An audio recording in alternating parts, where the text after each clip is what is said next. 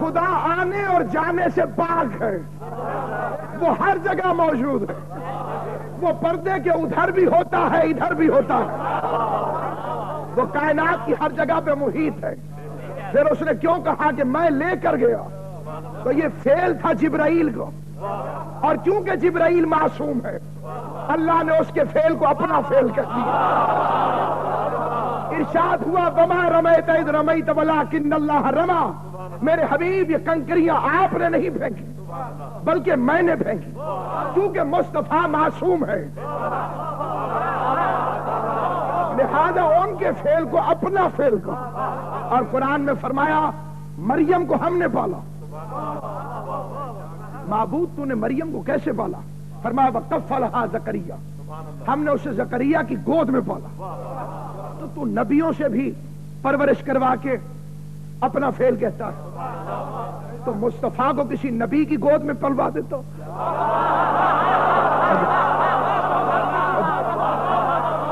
نیا نبی بنانے کی ضرورت نہ تھی، کم سے کم 2 نبی زندہ بھی تھے اور موجود بھی تھے۔ آسمانوں پہ عیسیٰ موجود تھے، زمین پر جناب خضر موجود تھے۔ خضر کی جرت نہیں ہے کہ مصطفیٰ کو کھلا کے چلا جائے، عیسیٰ کی جرت نہیں ہے کہ مصطفیٰ کو لوریاں دے سکے، کیونکہ وہ رعایا ہے، یہ سردار ہے، اور خدا سردار کے لیے کبھی رعایا کا احسان قبول نہیں کرتا۔ تو تسلیم کرو کہ جس نے بھی مصطفیٰ کو پالا وہ موسیٰ سے بھی افضل ہے، خضر سے بھی افضل جو پال رہا تھا۔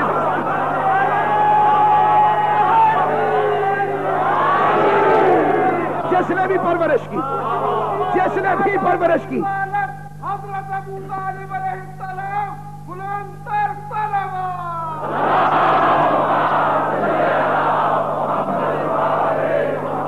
جس نے بھی پرورش کی وہ بہرحال جناب عیسیٰ اور جناب خضر سے افضل ہے،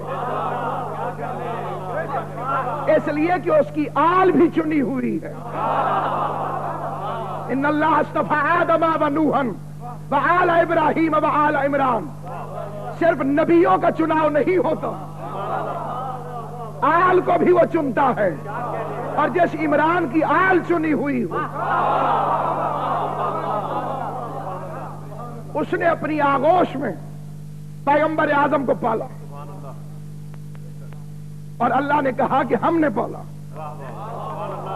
کیونکہ وہ غیر معصوم کے فعل کو اپنا فعل کبھی نہیں کہتا، اور کبھی بھی کسی معصومہ کی شادی غیر معصوم سے نہیں کراتا۔ اس نے مریم کو کنوارا چھوڑ دیا، جناب مریم کی شادی نہ کی اور بے اولاد بھی نہ چھوڑا۔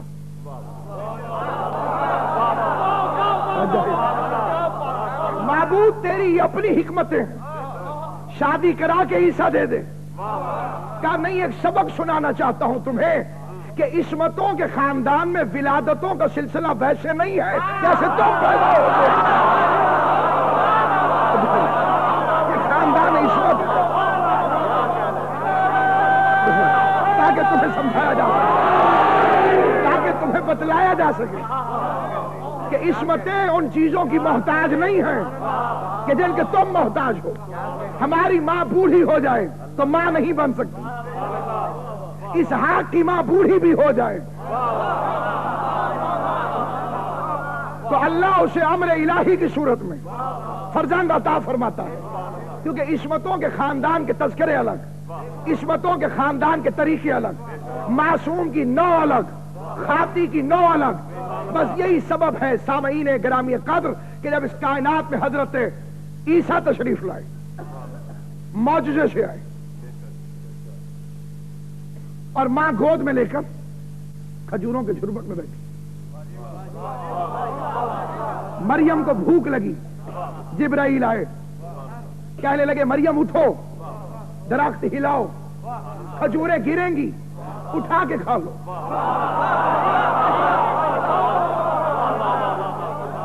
مریم اٹھو، چشمے کے پاس جاؤ، پانی پی لو۔ اے جناب جبرائیل، مریم بڑے امتحان سے گزر رہی، اگر تھوڑی دیر کے لیے درخت ہلا بھی دیں گے تو حرج کیا ہے؟ اپنے زمانے کی بطول ہے، کھجوریں آپ بھی تو لا کے دے سکتے ہیں۔ فرمایا بطولوں کا فرق ہی تو بتانا چاہتا ہوں۔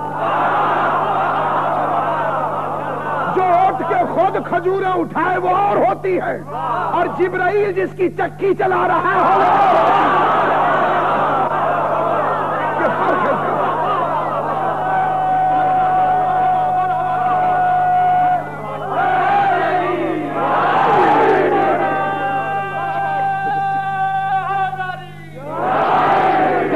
زکریا نے دروازہ کھولا، باہر سے بند تھا، اور دیکھا کہ مریم کے سامنے کھانا رکھا ہوا۔